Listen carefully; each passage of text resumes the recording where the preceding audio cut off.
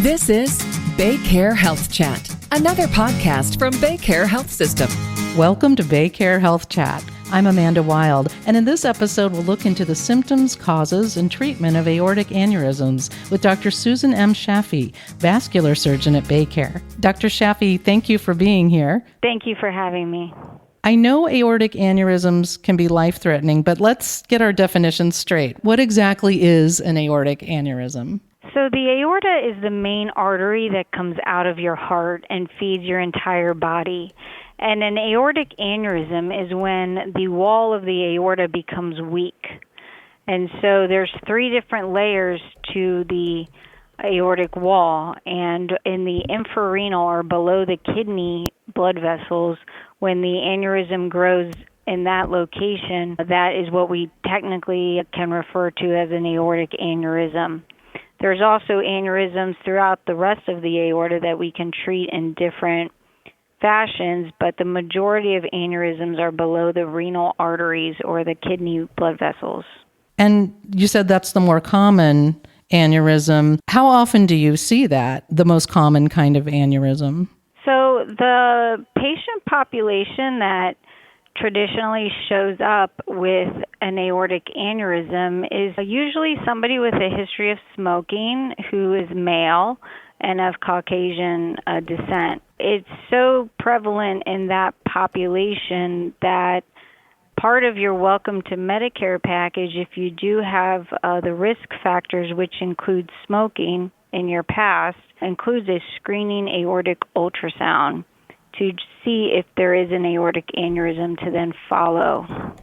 So if you have one, you may not even know you have it. Screening might find something that you aren't aware of? Yes. Some people term them as the silent killer, but they are asymptomatic.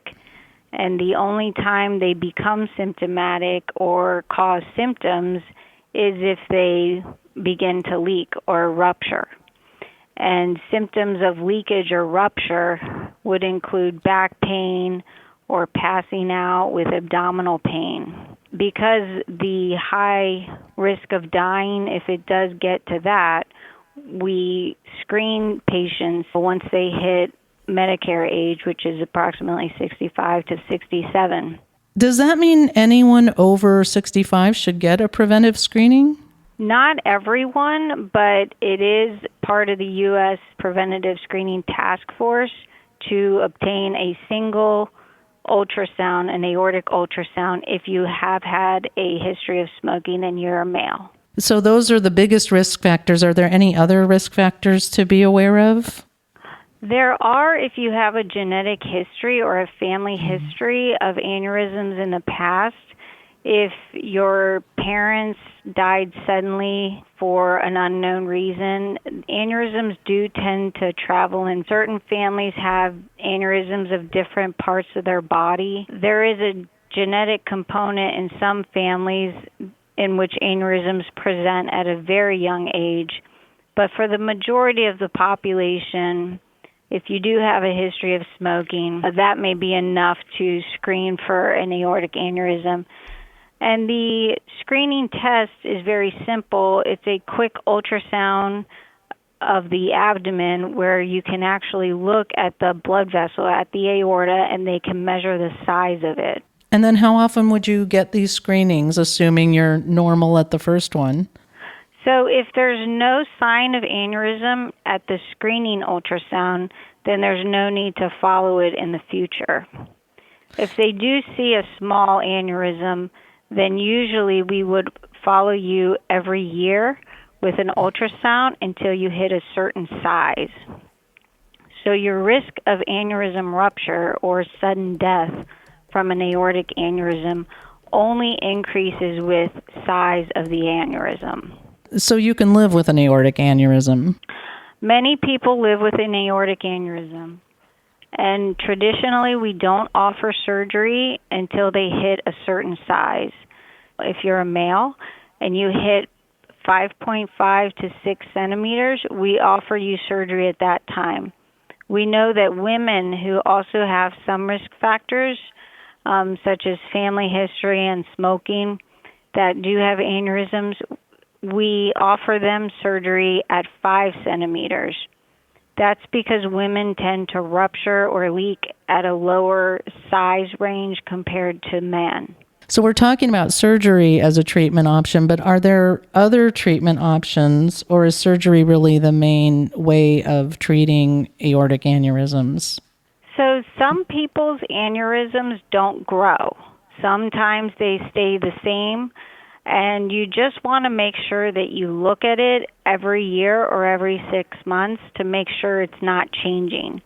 The main treatment is to keep your blood pressure down. If you have uncontrolled high blood pressure, that aneurysm, or like a balloon, will continue to grow faster. So if you keep your blood pressure down, then technically your aneurysm may stabilize out. But if it is high, then it can grow faster for sure. Do they ever disappear? They never go away completely, but the reason we don't offer surgery until you hit a certain size is because the risk of surgery is greater than your risk of rupture. Mm-hmm. So therefore, many people walk around with aneurysms that won't rupture, and we only know they increase the risk of rupture when they hit a certain size. Someone that has been treated for aortic aneurysm through surgery, or who has developed an aortic aneurysm that didn't go through surgery, are they more likely to develop more of these? They can develop aneurysms throughout all of their major blood vessels. That is true. Once we fix one part of the aorta, such as below the kidney arteries, they can develop an aneurysm above that depending on what their aorta is like and their genetic makeup and their blood pressure. Some people are prone to also get aneurysms behind the knees. We know that's called your popliteal artery, and we know that 1/3 of patients with an aortic aneurysm may get popliteal artery aneurysms as well. After hearing all this, if a person is concerned that they may have or develop aortic aneurysm, who should they go to? Primary care physician or a cardiologist or a different specialist? Most patients can be screened safely by their primary care physician. If they order a screening aortic ultrasound in a vascular lab or a high-quality ultrasound lab with somebody who knows how to image the aorta, which is quite commonly imaged in ultrasound labs across the country, then that should suffice. If there's no aneurysm on that ultrasound image, then they can safely say there is no need for further imaging. Mm-hmm, mm-hmm. But then you put one's mind at ease when you know what's going on there. It's a screening ultrasound, which means that they quickly screen and scan the entire aorta to look for size measurements.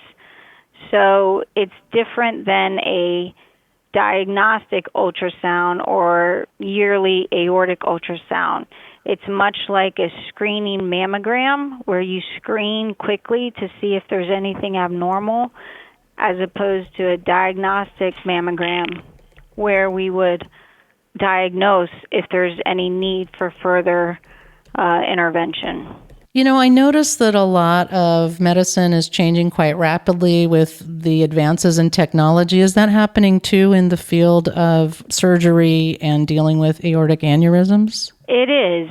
We used to only offer open surgery for aortic aneurysms, and now we're able to place stents through the groin arteries and treat patients in a very quick, low-profile technology action with minimal morbidity and mortality, meaning minimal overall risk. So it's very easy now to treat aortic aneurysms with stents alone as opposed to open surgery in the past. In addition, the stents are advancing significantly as well. Before, we only used to be able to treat aneurysms up to the kidney arteries, and now with the development of new grafts, we can treat aneurysms higher up including all the blood vessels to the bowel and the liver and both kidney arteries. And those are much more complex to treat, but the technology has come a long way, and we can treat a wide spectrum of patients now. Yeah, it sounds like you have advanced to less invasive and increasingly effective options. Very much agreed. They do need to undergo routine imaging after the stents are placed, and there may need to be some maintenance on the stents, but overall your risk of rupture or death from the aortic aneurysm if the stent goes in is much lower. That is great to hear, because it's heartening to hear that treatment is available and aortic aneurysm doesn't have to be a killer. Correct. The risk of death from aortic aneurysms is much lower now since we've instituted the screening ultrasounds in the Medicare population compared to pre-screening, for sure. And do you expect more great advances in the future? I do. I expect that the stents that are available become more widely available across the country. Right now, the stents are still limited, but the pipeline of what I know is coming up within the next 3 to 5 years is going to really expand our ability to treat many more patients. Oh, that's great. Dr. Shafii, thank you for your insights and bringing us up to date so far in the care and treatment of aortic aneurysms. Thank you for having me. And that wraps up this episode of BayCare Health Chat. To learn more about heart and vascular services offered at BayCare, visit baycareheart.org. Head on over to our website at baycare.org for more information and to get connected with one of our providers. Please remember to subscribe, rate, and review this podcast and all other BayCare podcasts. For more health tips and updates, follow us on your social channels. And if you found this podcast informative, please share on your social media and make sure to check out all the other interesting podcasts in our library. I'm Amanda Wild. Until next time, stay well.